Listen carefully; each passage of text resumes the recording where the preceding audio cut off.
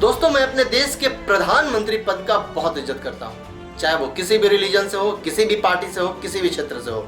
हमारे देश के जो प्रधानमंत्री पद है वो एक बहुत बड़ा रेस्पेक्टफुल पद होता है। मैं इसी रेस्पेक्ट के साथ अपने प्रधानमंत्री जी से एक सवाल करना चाहता हूँ।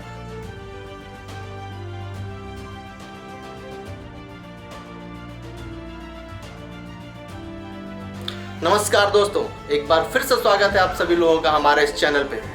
दोस्तों, आज मैं एक ऐसा सच लेकर आया हूँ जो काश सच नहीं होता तो ज़्यादा अच्छा होता। क्या आपने कभी भी ऐसा सुना है कि हमारे देश में कोई ऐसा लीडर या नेता हुआ हो जिनकी स्थिति बाद में इतनी खराब हो गई हो कि वो सड़कों पे आके सब्जी बेच रहा हो या फिर चिप्स बेच रहा हो?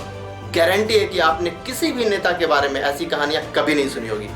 लेकिन आप अक्सर सुना करते होंगे कि कोई खिलाड़ी, कोई डायरेक्टर, कोई एक्टर, कोई राइटर, कोई सिंगर, उनकी स्थिति बाद में इतनी खराब हो गई कि वो सड़कों पे आके चिप्स बेचने को मजबूर है, कोई सब्जी बेचने को मजबूर है, कोई होटल में काम करने को मजबूर है।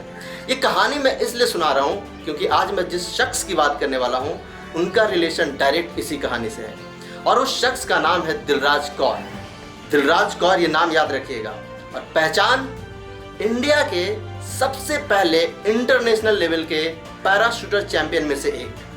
कैरियर लगभग 15 साल, और इन 15 सालों में दिलराज कौर ने देश के लिए नेशनल और इंटरनेशनल लेवल की लगभग 40 मेडल जीते, जिसमें 28 गोल्ड मेडल भी शामिल हैं। अब दोस्तों, इतना भारी भरकम इंट्रोडक्शन के बाद आपको भी शायद ऐसा लग रहा होगा कि काश ऐसा कोई इंसान मेरे भी घर में हुआ होता जो देश के लिए इतना कुछ करता। लेकिन मैं दुआ करता हूं दोस्तों कि ऐसा कोई शख्स आपके घर में ना पैदा हो, क्योंकि दिलराज की सच्चाई जानने के बाद आपका देश, इंसानियत, मेहनत और इस सिस्टम सबसे भरोसा उठ जाएगा।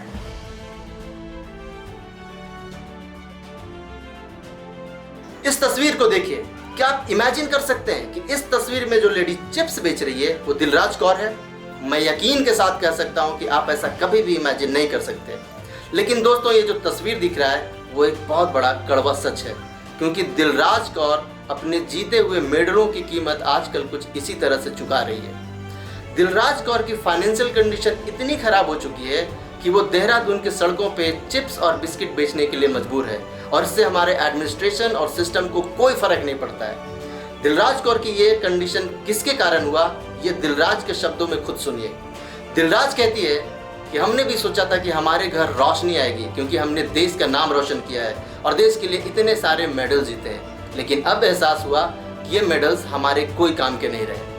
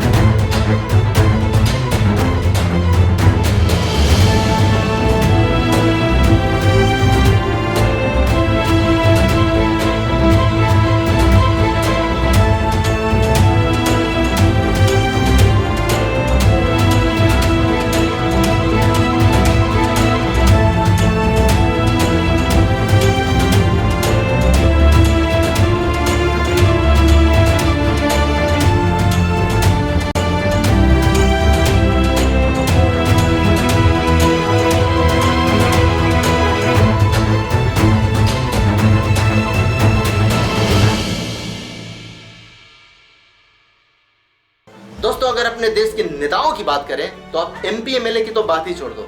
अगर एक सिंपल सा मुखिया या फिर प्रधान जो मिनिमम 5 साल भी टिक जाता है ना, वो अपनी बाकी की जिंदगी आराम से जीता है। और उसका रीजन है क्योंकि हमारे देश के 90% से ज्यादा नेता लोग हमारे देश को लूटने में लगा हुआ है, और ये लुटेरा लोग बाकी की पूरी जिंदगी आराम से जीता है। लेकिन दिलराज जैसे लोग जो अपनी सारी जिंदगी अपने देश को दे देता है, वो इस तरह से सड़कों पे चिप्स बेचने के लिए मजबूर हो जाता है।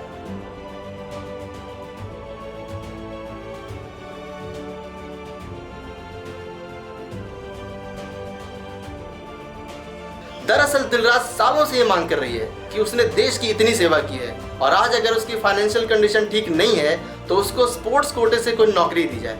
लेकिन दिलराज को यह पता नहीं था कि हमारे देश के जो लीडरशिप है वो कान में रुई डाल के सोने के आदी हो चुके हैं। ये आवाज़ किसी के कान तक नहीं पहुंची और फाइनली दिलराज अपने ही जीते हुए मेडल के बोझ तले इतना दब गई कि उसको सड़क पे आके चिप्स बेचना पड़ रहा है।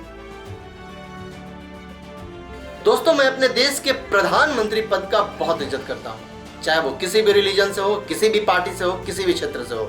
हमारे देश के जो प्रधानमंत्री पद है वो एक बहुत बड़ा रेस्पेक्टफुल पद होता है। मैं इसी रेस्पेक्ट के साथ अपने प्रधानमंत्री जी से एक सवाल करना चाहता हूँ। मैं ऐसा करता हूँ कि उसका उत्तर जरूर मिलेगा। सर, आपको 130 करोड़ लोगों की देखभाल करनी होती है, जो कि कहीं से भी आसान काम नहीं है।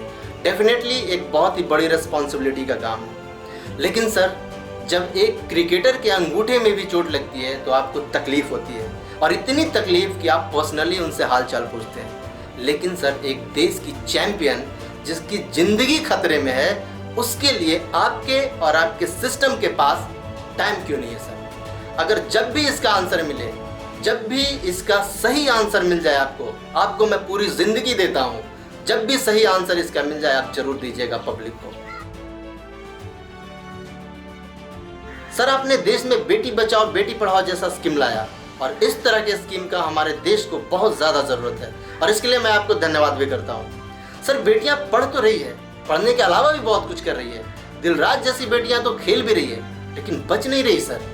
अगर देश के लिए इतना कुछ करने वाली बेटी का ये हाल है, तो फिर आम बेटियों का, जो नॉर्मल बेटियां हैं, उनकी क्या स्थिति होगी, ये आप और आपकी सिस्टम और हमारे देश की पूरी जनता समझ सकती है सर। दोस्तों, दिलराज की जो हालत है हमारे देश के लिए एक शर्म की बात है। एक चैंपियन की ऐसी स्थिति देखकर हमारे देश में कोई भी अपने बेटे बेटियों को खेल में नहीं भेजना चाहेगा, और अगर वो ऐसा करता है तो कहीं से भी गलत नहीं करता। गवर्नमेंट और सिस्टम की लापरवाही की वजह से हमारा देश जो लॉस झेलता है, उसका इन गधों को, जो ऊपर में कुछ गधे बैठे हुए हैं, उनको बिल्कुल भी भनक नहीं लगता। एक क्रिकेटर का बाल भी गिर जाएगा ना, तो हमारे देश के बड़े बड़े लीडर, एडमिनिस्ट्रेटर, सब लोगों के पास ट्वीट करने के लिए टाइम निकल जाता है। लेकिन दिलराज जैसे लोगों के लिए इन लोगों के पास बिल्कुल भी टाइम नहीं रहता है। अब इसका भी रीजन है, रीजन को समझिए। दरअसल एक्टर, क्रिकेटर, ये जो बड़े बड़े लोग हैं, उनके पास ऑलरेडी बहुत बड़ी फैन फॉलोइंग है। अब अगर नेताजी इनके लिए ट्वीट कर देते हैं, कुछ मैसेज कर देते हैं, तो ये जो मैसेज है एक बार में बहुत बड़ी पब्लिक के पास पहुंचती है। अब लोगों को लगने लगता है यार, नेताजी को तो सबकी चिंता है, क्रिकेटर, एक्टर, सब लोगों की चिंता है हमारे नेताजी के बीच। तो नेताजी इसलिए नहीं ट्वीट कर रहे हैं कि नेताजी को बहुत फिक्र है उन लोगों की, बल्कि नेताजी उनकी पब्लिसिटी का फ़ायदा उठा के अपनी रोटी सेक रहे हैं। तो दोस्तों, ये सारी बातें किसी से छुपी नहीं है, ये आपको भी पता है, हमारे देश की हर जनता को पता है। इसलिए मैं जाते जाते इस गवर्नमेंट से और सिस्टम से अपील करता हूँ कि आप लोगों के निकम्मेपन के कारण दिलराज और दिलराज जैसे जितने भी लोग सफ़र कर रहे हैं उसके लिए कुछ कीजिए। और हमारे कॉन्स्टिट्यूशन में जो आर्टिकल 21 में right to life with dignity एक फंडामेंटल राइट है, जिसमें से डिग्निटी को आप लोगों ने धो दिया है, उस डिग्निटी को लौटाने के लिए भी कुछ कीजिए। और नहीं तो एक बाल्टी पानी लीजिए और अपना मुंह पे मारिए, और उसमें से एक चुल्लू भर पानी बचा के उसमें डूब जाइए। दोस्तों, अगर ये वीडियो आपको अच्छा लगा, इन्फॉर्मेटिव लगा, तो लाइक कीजिए, कमेंट कीजिए, शेयर कीजिए, और इस चैनल को जरूर सब्सक्राइब कीजिए। तो मिलते हैं अगली बार किसी नए वीडियो के साथ। तब तक के लिए खुश रहिए और खुश रखिए। धन्यवाद।